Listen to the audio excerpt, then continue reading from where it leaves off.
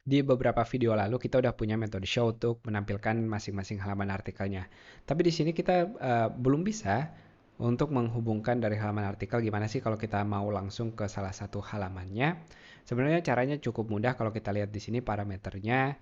em, Dia ngambil dari Slack-nya, tapi kalau kita lihat halaman single ini isinya dia masih statis, dia belum ke halaman masing-masingnya. Kita akan lakukan itu sekarang.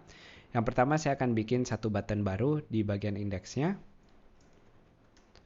Nah, normalnya dia ngambil dari Slack-nya, tapi karena kita belum punya sistem Slack, kita bisa pakai ID-nya aja, atau mungkin teman-teman mau title-nya juga kita tes dulu untuk baca misalnya tulisannya. Jadi ketika user ngeklik artikel, lalu berdasarkan title-nya kita akan ke halaman single-nya ini berdasarkan title-nya di sini lebih tepatnya, dan akan saya ambil artikel, kita bisa dapatkan dari artikel. Nah, kita nggak bisa pakai find title gini aja tanpa di setting sebelumnya. Yang bisa kita lakukan adalah menggunakan kata kunci where, di mana title yang ada di database-nya sama dengan title yang kita oper di parameternya ini. Lalu kita akan mengambil bagian yang pertama atau dengan kata kunci first. Nah, di sini kita akan mengoper artikelnya. Berarti tugas kita sekarang di bagian singlenya, kita udah bisa naruh dia di sini, artikel, title.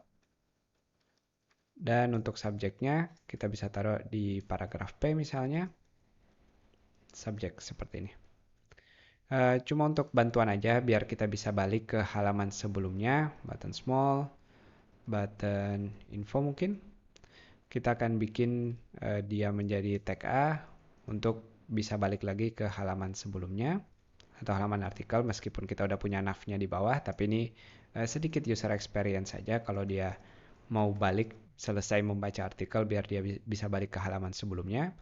Saya klik salah satu baca di sini misalnya testing bagian ini, title, subject, kalau kita mau balik bisa seperti ini. Pastikan dia dinamis ke judul yang manapun, kita bisa melakukannya.